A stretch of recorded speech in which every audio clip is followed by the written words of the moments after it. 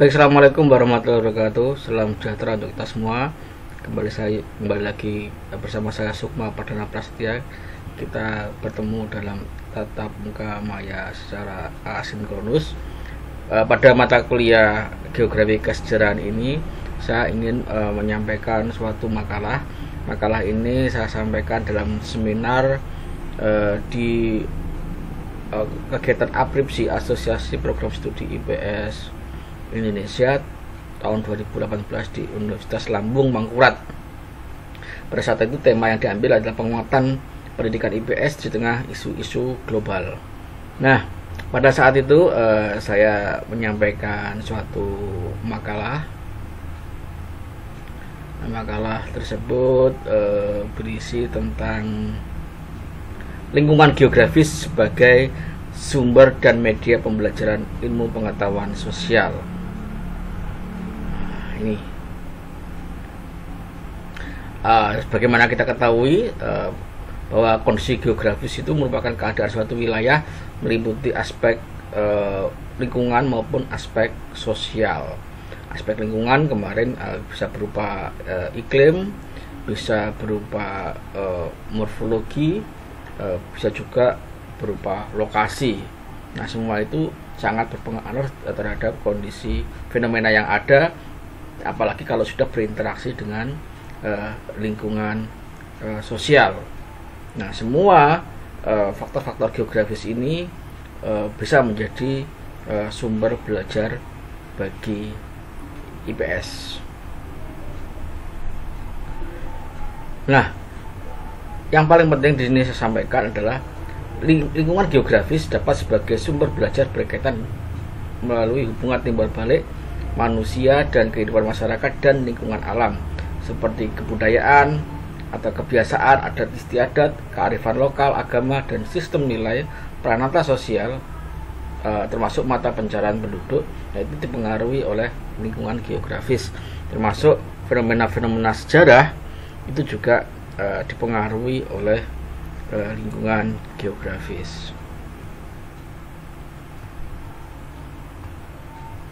Nah, latar belakang kondisi lingkungan geografis yang berpengaruh terhadap sejarah, contohnya ya, ada suatu misteri ya, penyebab migrasi atau perpindahan kerajaan Jawa Tengah ke Jawa Timur pada masa Mataram kuno atau Hindu ya. Puncak keemasan peradaban kerajaan Mataram Hindu di Jawa Tengah dipindahkan ya, ibu kotanya Lempu Sendok dari Jawa Tengah ke arah wilayah Galuh di tepian Sungai Brantas sekitar Jombang. Jadi di basin intramontai di daerah cekungan Brantas itu terdapat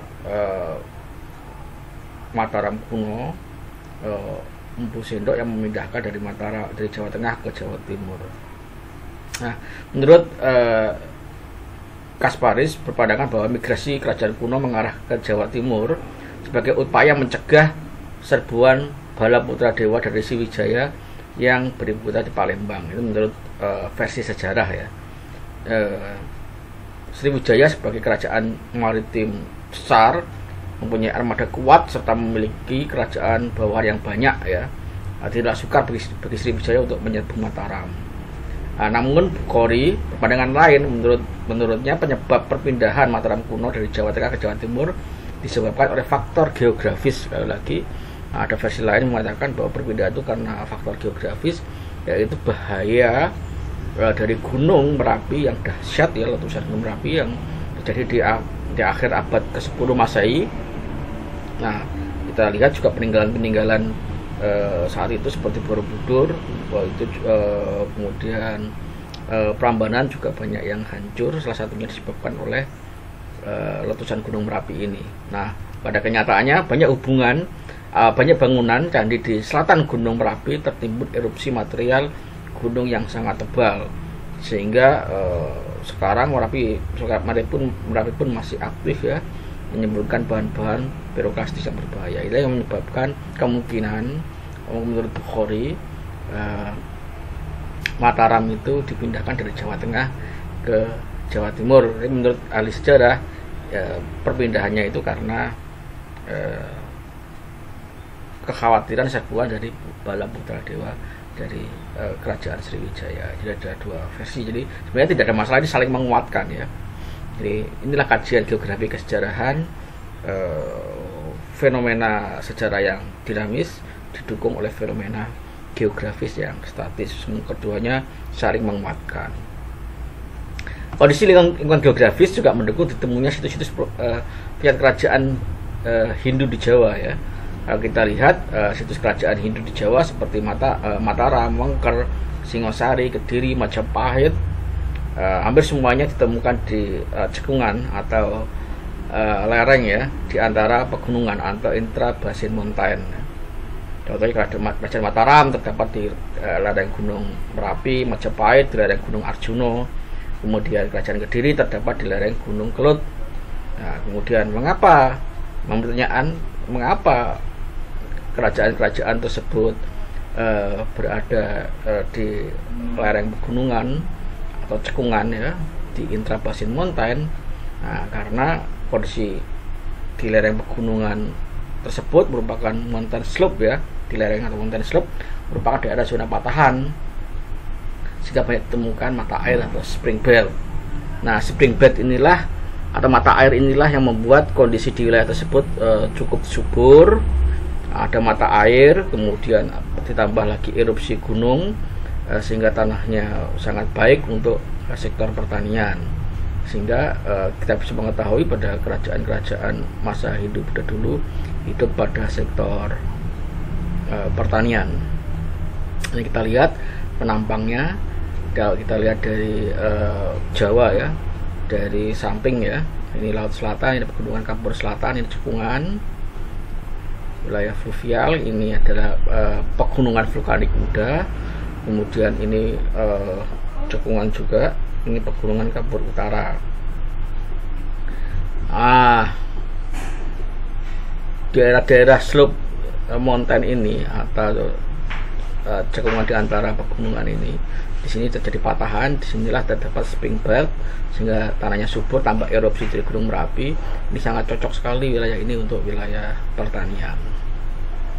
Nah, kita lihat sebaran-sebaran kerajaan juga gitu. Di kerajaan Singosari, Majapahit, Kediri, Galuh, Wengker, Mataram, semuanya ada di lereng-lereng pegunungan yang kaya akan sumber air, yang kaya akan tanah vulkanik, sehingga cocok sekali untuk wilayah pertanian.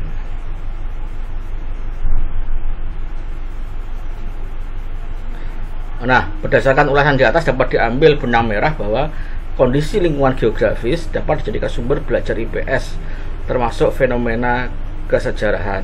Aspek geografis tersebut dapat dikaji secara langsung, secara seksama oleh peserta didik.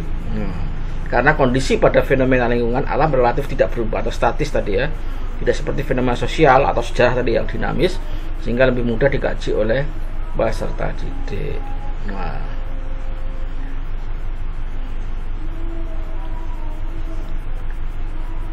Nah, di samping fenomena sejarah, kita bisa fenomena sosial yang lain. Misalkan kita ini waktu itu saya sedang membimbing mahasiswa S2 pendidikan geografi untuk melakukan penelitian di Das Bompon, daerah aliran Sungai Bompon di Magelang ya. Di lingkungan geografis di situ sangat unik ya. Das Bompon terletak di Kecamatan Kejoran dan Kecamatan Salaman dan meliputi 3 desa, yaitu Margoyoso, Desa Wonogiri, dan Desa Kuadran. Nah, itu ya. Nah, ini saya bersama tim sedang melakukan orientasi untuk melakukan studi di Das Bompon, studi sosial. Tapi studi sosial ini didukung oleh faktor-faktor geografis nanti yang menentukan mengapa fenomena itu bisa terjadi. Nah, salah satu kondisi geografis yang menarik dijumpai Das Bompon adalah fenomena pertemuan sungai dari Bompon dan Sungai Butek.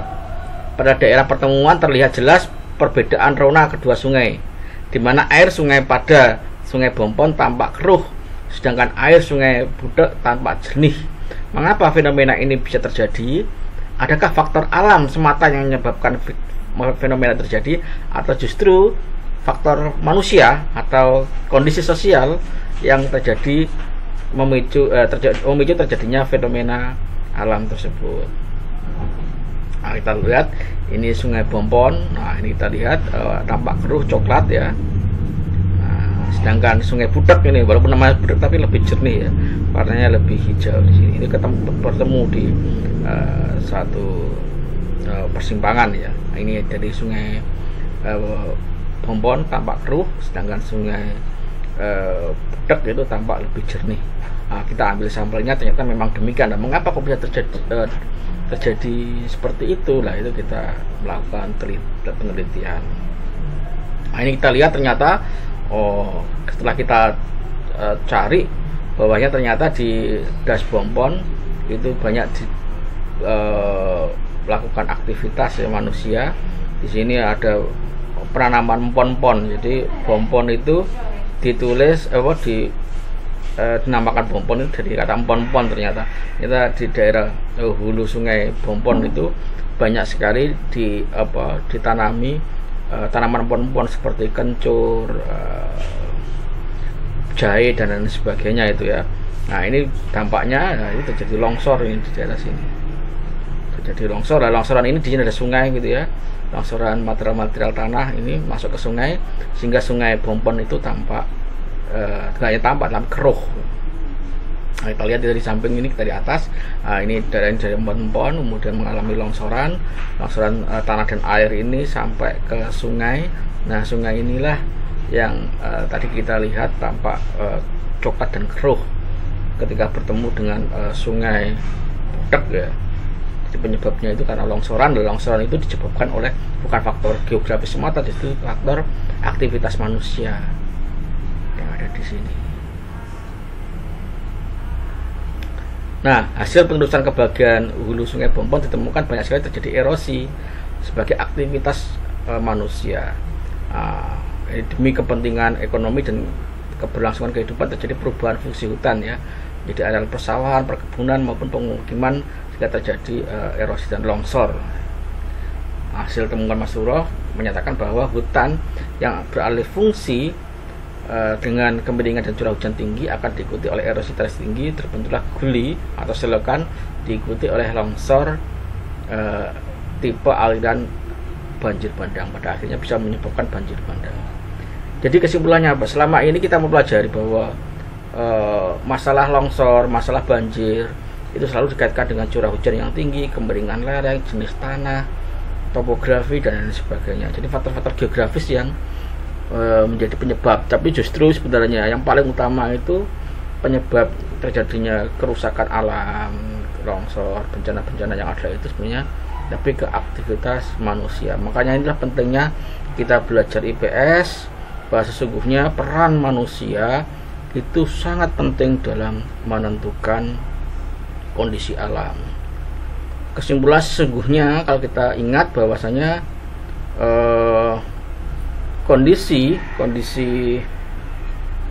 alam bumi kita itu sebenarnya tunduk kepada sunatullah, tunduk kepada hukum-hukum Allah. Kenapa bisa terjadi kerusakan, kenapa bisa terjadi perubahan, itu semua karena aktivitas intervensi dari manusia yang mengobok-obok fenomena-fenomena geosfer, fenomena-fenomena yang ada kondisi geografis yang ada di bumi ini, sehingga menjadi timpang keadaannya. Oleh karena itu ada timbal balik ya antara lingkungan dan manusia.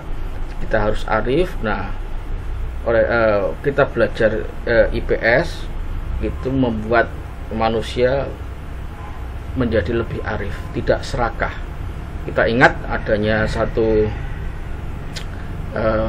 motif ekonomi ya, dengan pengorbanan sekecil-kecilnya mendapatkan untung atau laba sebesar-besarnya, itu kadang-kadang bisa membawa kita serakah. Nah, manusia tidak boleh seperti itu, harus mengelola alam dengan sebaik-baiknya. Terima kasih, itu yang bisa saya sampaikan. Kita ketemu lagi pekan depan. Saya akhiri, assalamualaikum warahmatullahi wabarakatuh.